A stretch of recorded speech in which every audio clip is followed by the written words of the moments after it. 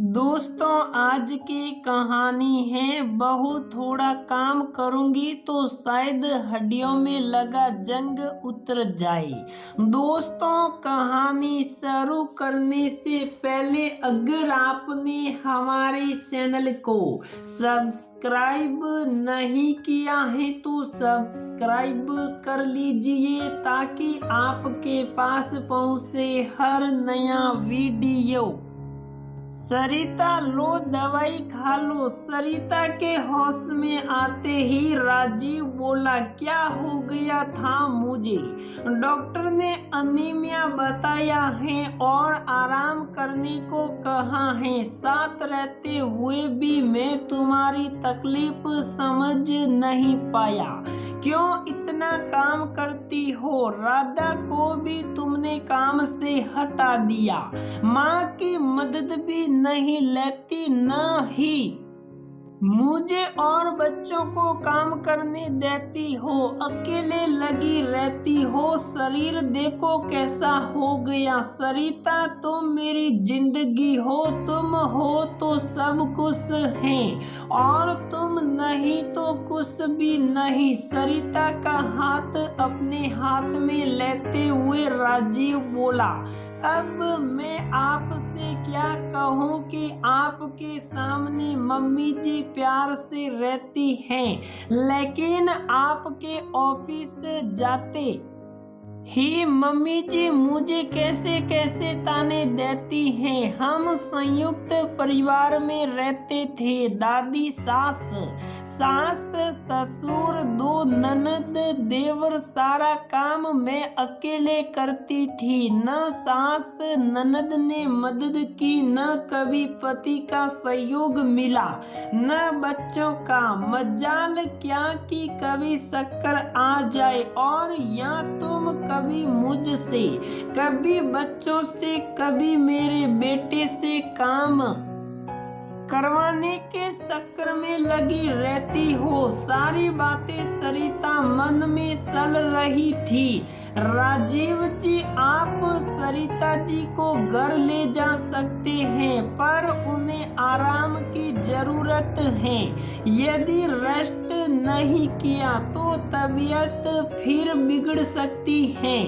Doctor ने सलाह और दवाई देकर सरिता को डिस्चार्ज कर दिया। माँ नेहा महंक, डॉक्टर ने मम्मी को आराम करने के लिए कहा है, इसलिए आज से हम सारा काम करेंगे और मम्मी के ठीक होने के बाद भी सब अपना काम खुद करेंगे। पहले ही कहती थी इतना काम करेगी तो बीमार पड़ जाएगी, पर ये सुनती कहाँ है। सारा काम करके बलि जो बनना होता है।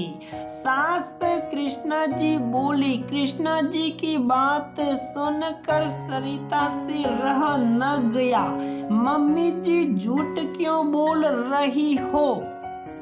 आपने ही मुझसे कहा था 4 आदमी का काम नहीं कर सकती हो। राधा को भी आपने हटा दिया। आज तक इनसे कुछ नहीं बोला। सोचा बेटे से माँ की शिकायत करना अच्छा नहीं, पर आप मुझे ही दोष दे रही हैं। कृष्णा जी की नजरें झुक गई। उन्हें उम्मीद नहीं थी कि सरिता ऐसा जवाब देगी, क्योंकि सरिता ने उन्हें कभी पलटकर जवाब नहीं दिया था। सारी गलती मेरी है। घर पर रहते हुए भी मैं कुछ जान नहीं पाया।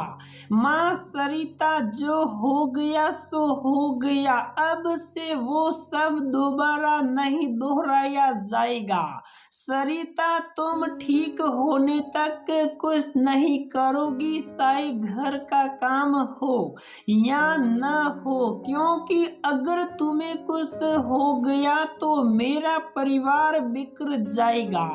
राजीव नम आंखों से बोला। राजीव और बच्चे रसोई में खाने की तैयारी करने चले गए। कृष्णा जी सरिता के कमरे में आई।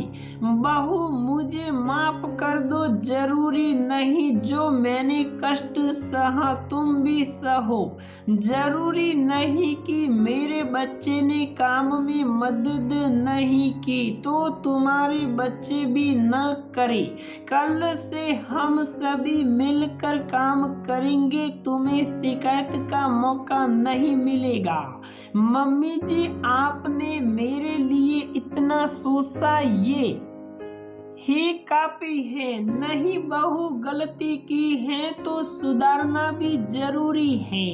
कल ही फोन करके राधा को बुला लूंगी। बर्तन और साफ सफाई का काम वो कर देगी और खाना मैं बना दूंगी। बहुत समय से इन हड्डियों में जंग लग गया, थोड़ा काम करूंगी तो शायद उतर जाए। सरिता के सिर पर प्यार से हाथ फेर कर बोली। सरिता की आंखें नम थी। देर से ही सही आखिर सासू माँ ने उसकी तकलीफ समझी। तो दोस्तों हमारी ये कहानी यहीं पर समाप्त होती है।